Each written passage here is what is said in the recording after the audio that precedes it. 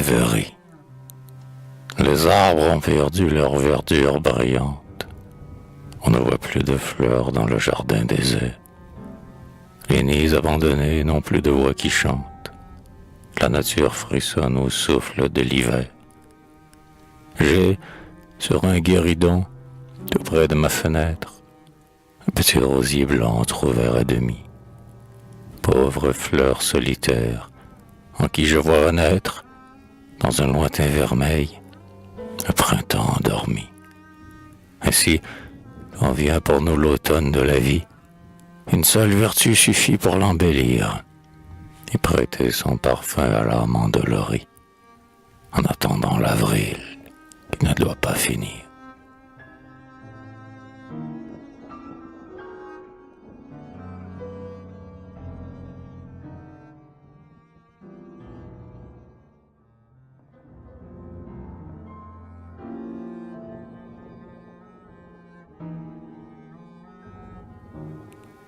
Pleurez les morts. Mourn for the dead. They have passed away. Pleurez les morts.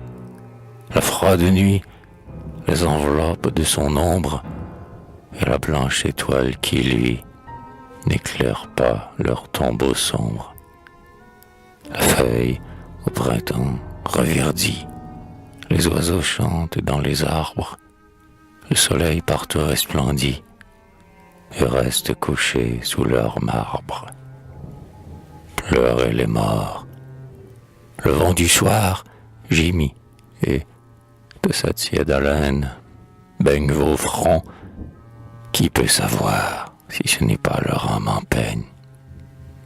Lorsque la neige des hivers remplace la douce verdure, les nids des oiseaux sont déserts et la forêt sans murmure.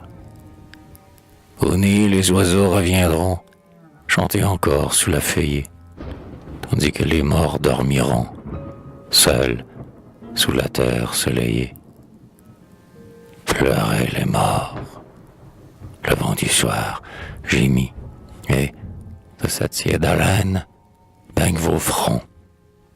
Qui peut savoir si ce n'est pas leur âme en peine? La lune tremble sur les flots, et sous le sol qui se penche, on croit entendre des sanglots s'échapper de chaque croix blanche. À genoux, répandez des pleurs, priez quelqu'un dont le mystère viendra sur le gazon sans fleurs, cueillir vos pleurs, votre prière. Pleurez les morts. Le vent du soir gémit et de sa tiède haleine baigne vos fronts. Qui peut savoir si ce n'est pas leur âme en peine?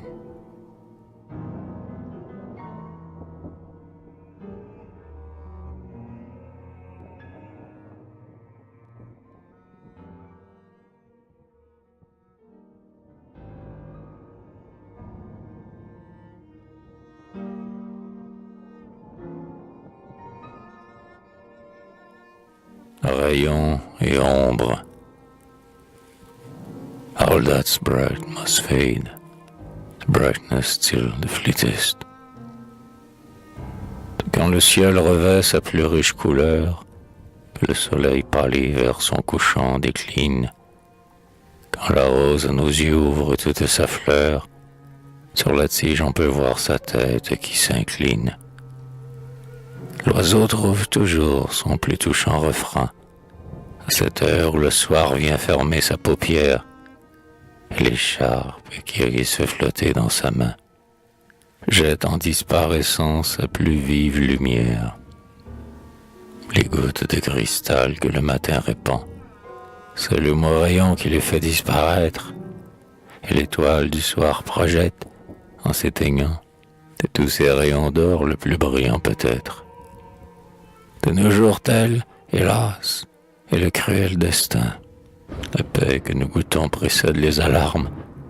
Le soir vient nous ôter le bonheur du matin. L'œil à peine assouré qu'il se voile de larmes. Bien loin de notre sphère, il est pourtant un lieu où notre âme n'a plus à redouter l'épreuve, où, contemplant de près les splendeurs de son Dieu, dans l'amour infini le cœur nage et s'abreuve. On y respire en paix le souffle du bonheur, sans que le doute amer y mêle sa tristesse, fasse le ciel clément un jour, que notre cœur se plonge dans ces flots d'éternelle allégresse.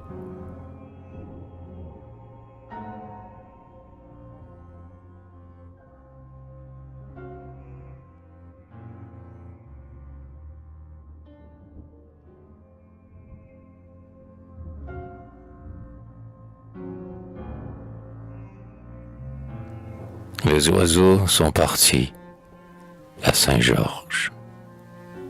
Ils sont partis. À la fenêtre, je ne les vois plus volter. Et la graine que j'y viens mettre, par le vent, se fait emporter. Où sont leurs chansons gracieuses et leurs courses capricieuses sur la grange aux chaumes brunis et la joyeuse chasse aux mouches pour nourrir les petites bouches qui s'ouvrent tout au fond du nid. Hélas, le souffle de l'automne est venu glacer le vallon. La nature entière frissonne aux caresses de l'aquilon. La feuille est tombée de la branche et, sur l'arbre, la neige blanche, à sa place, semble frémir. Et, dans le jardin froid et sombre, qui n'a plus de soleil ni d'ombre, la bise seule vient gémir. Ô printemps, ô fleurs, ô jeunesse, ô bosquet où j'allais rêver, où j'entendais avec ivresse le chant des oiseaux s'élever. Ils sont partis. L'hiver les chasse, la solitude les remplace. Ainsi, nos jours frais et riants s'envolent devant la vieillesse qui, dans son passage, nous laisse courbés sous les neiges du temps.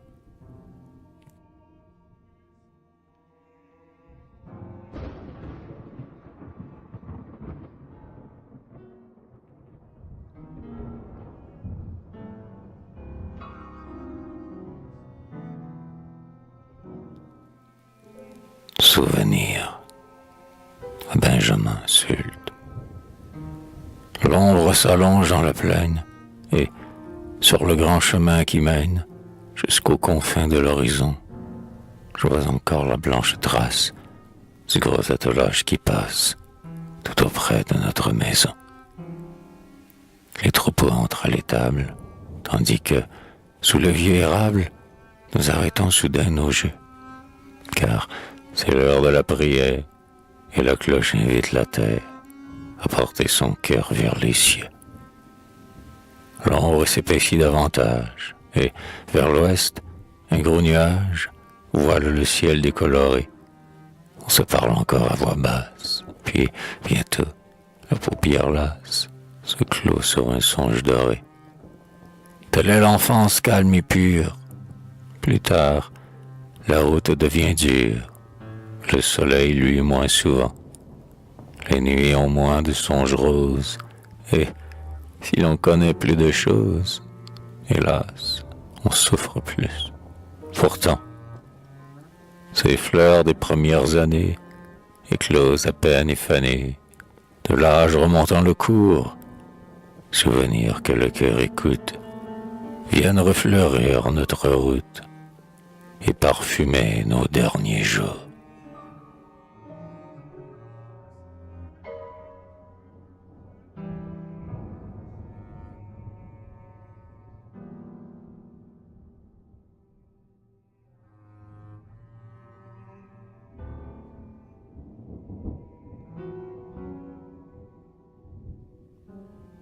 Mort d'une jeune fille.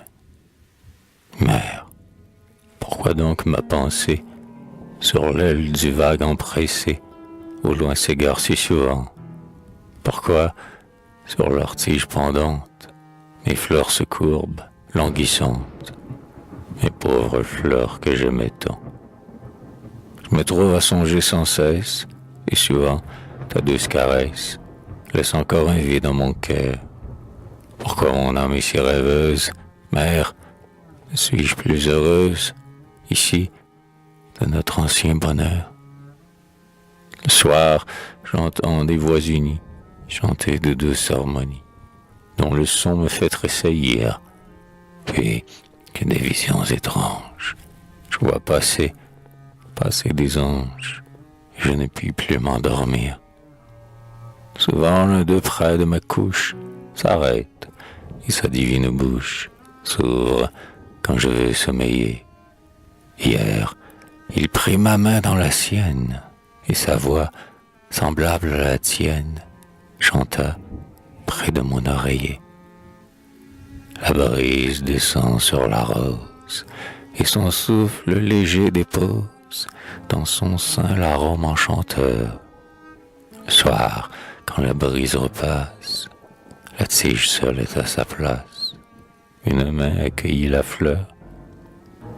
La rose est comme la jeunesse, que le vent des plaisirs caresse et qui voit un long avenir.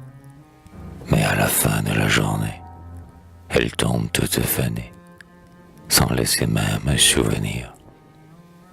L'ange, alors, sur mon lit se penche, et le vent de son aile blanche emporta mon âme après lui. Je regardai son blanc sillage, puis il se couvrit d'un nuage, et puis tout s'est évanoui. On dit que le Seigneur appelle, là-haut, dans sa vie éternelle, celui qui voit l'ange ici-bas. Et le soir, cette âme si pure s'échappa dans un doux murmure, suivit l'ange et ne revint pas.